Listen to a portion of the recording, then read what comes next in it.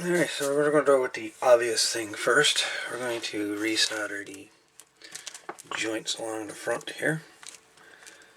Just as possible that it could be a cold solder joint here, not allowing voltage to flow properly.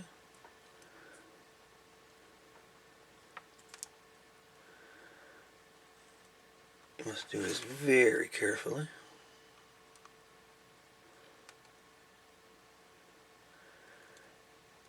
It's so easy to bridge joints here.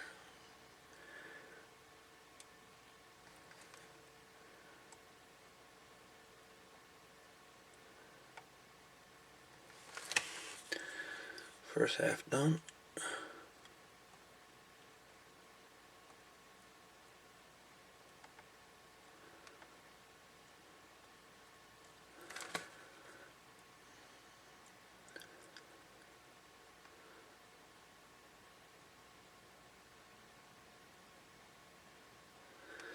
There.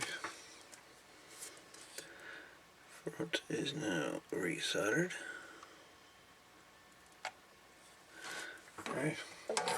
Power up and see if they get the radio powered up. Got her on the watt meter here. Let's see if she can do anything there now.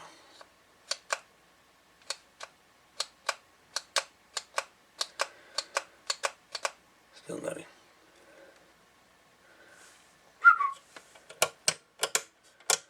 Watt meter doing absolutely nothing.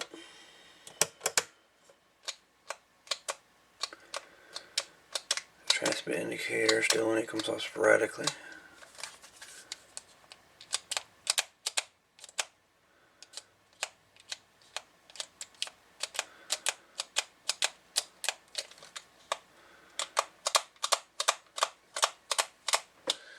Alright.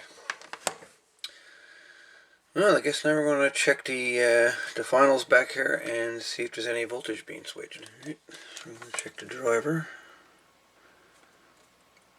Just to see if we get any voltage switching here. Nothing there. 5.8. Nothing. Nothing. 5.8. Nothing. Alright. Leads me to believe the voltage is not being switched. Well, obviously it's not being switched. Alright, get back to transmit.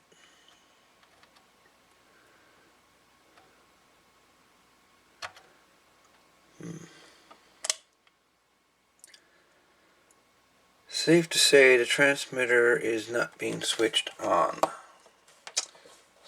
Okay. So we're back down to a VCO slash PLL unlock going on here. Let's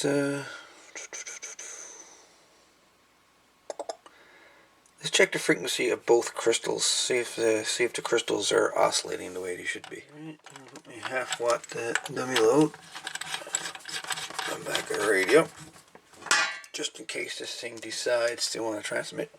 I'll have a load on there. All right. So gotta get my frequency counter out. I gotta put her on the scope, yes.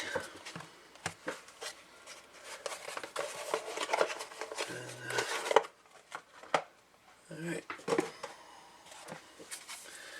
Trusty Radioshack frequency counter. Gotta love these. It comes in handy. Note to self. Don't forget to turn off the frequency counter after use. Battery will obviously die.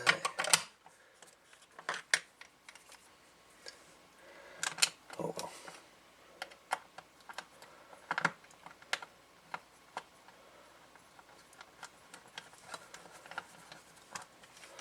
Alright, let's see, is she live? There we go. Good to go.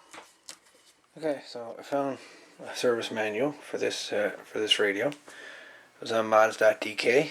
I downloaded it, And for anybody interested, I now have the service manual for the Trc-485 on my website at wix.com. So anyways, I'm just going through the PLL section here. Just going through the various steps here, 1 through 8.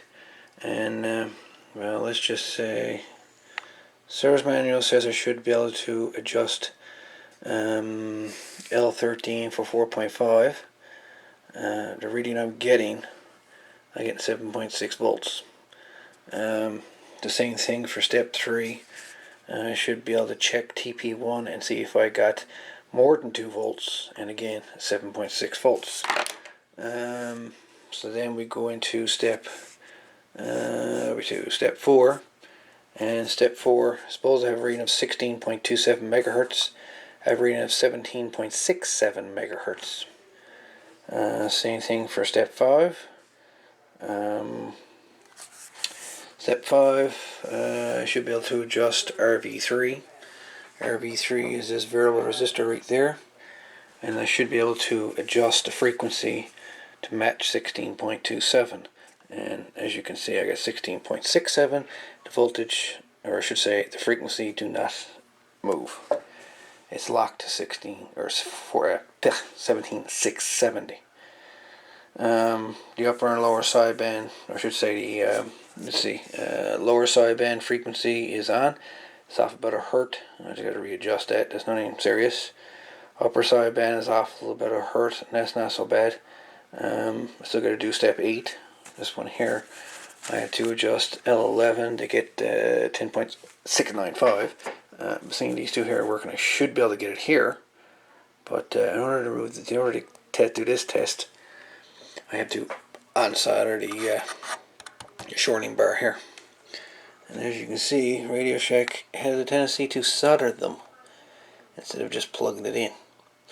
So I have to unsolder that shorting bar in order to do the last test. But in any event, right now we have a failure on step 2, 3, 4, and 5. So something seriously not right here. I had to remove the wax from here to make an adjustment. But so far, yeah, the radio's definitely got a PLL/VCO unlock condition going on here. And until I clear that issue, this radio ain't going to do anything. So I'm going to go to step 8 there now. We're going to remove this shorting bar and check to see if the transmit is at 10.695. We'll see if we got that. But we'll move on from there. Alright, so I just done step 8. Was able to adjust L11 for a frequency of 10.695. So 10.695, we have no lock. So we have no transmit whatsoever on AM. Therefore, there's no way to run anything on sideband. So yeah, we've definitely got issues here, folks. We've got a PLL unlock condition, definitely, going on here with this 485. What could be causing this?